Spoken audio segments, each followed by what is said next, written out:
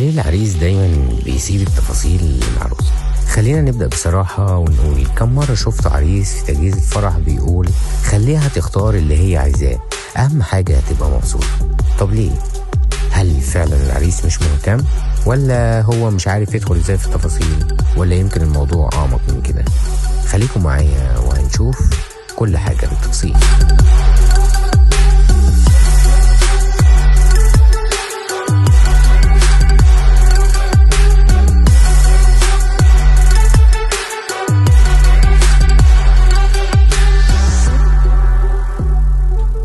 أهلا بيكم في الحلقة الأولى من الموسم الثاني من بودكاست على مزاج العروس. أنا مختار، مصمم حفلات ومنظم لحظات، وخلينا نبدأ نتكلم عن مشكلة بتواجهنا كمصممين ومنظمين في التعامل مع العملاء.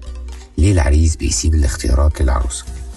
فخليني أقولك إن اللي يمكن ناس كتير ما تعرفوش إن أغلب العرسان مش بيبعدوا عن القرار لأنهم مش فارق معاهم. بالعكس، كتير منهم بيكونوا حاسين بالخوف من الغلط. هو شايف إن العروسة هي اللي عايشة جو التفاصيل، بتتابع التصميمات، بتقارن الأسعار، بتكلم المنظمين، فبيفضل إنه يمشي وراها بدل ما يدخل في نقاشات تبوظ الموضوع. بس النتيجة إن في الآخر بيحضر فرح مش حاسس إنه فرح، بيحضر بيتصور بس مش بيحس إن ده اختياره.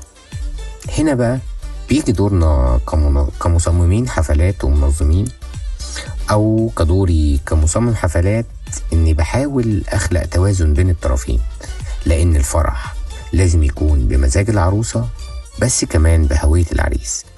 يعني مثلا لما اختار الكوشة أو الإضاءة أو طريقة دخولهم، لازم أحس إن الاتنين شايفين نفسهم في التفاصيل. مرة كان عندي عريس من النوع الهادي جدا، قعد طول الاجتماعات ساكت، والعروسة هي اللي بتتكلم عن كل حاجة. لكن لما جيت أوريهم شكل الممر والإضاءة، فجأة لقيته بيقول لي أنا كنت أتمنى الإضاءة تكون دافية أكتر، تحسسك بالبيت مش بالمسرح. وقتها فهمت إن جواه ذوق، لكن هو بس ملقاش مساحة يعبر عن رأيه.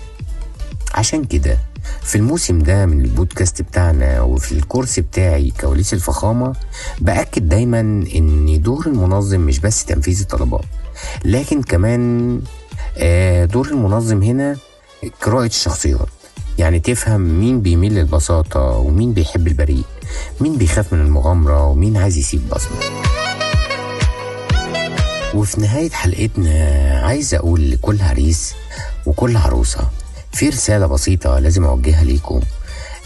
يا عريس، لازم تشارك حتى لو برأي بسيط في الموضوع، لأنها هتفرق في التفاصيل كلها. ويا عروسة اسمعي، لأن الفرح مش بس حلمك انتي، ده بداية حياة جديدة ليكوا انتوا الاتنين سوا.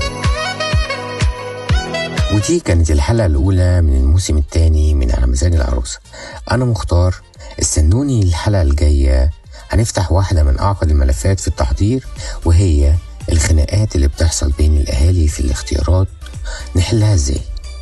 كونوا معايا وهنفتح ملف كبير في ازاي نحل المشاكل دي. لو عجبتك الحلقة شاركها مع أي عروسة بتحضر لفرحها، أو أي منظم حفلات لسه ما بيعرفش يحل المشاكل ازاي.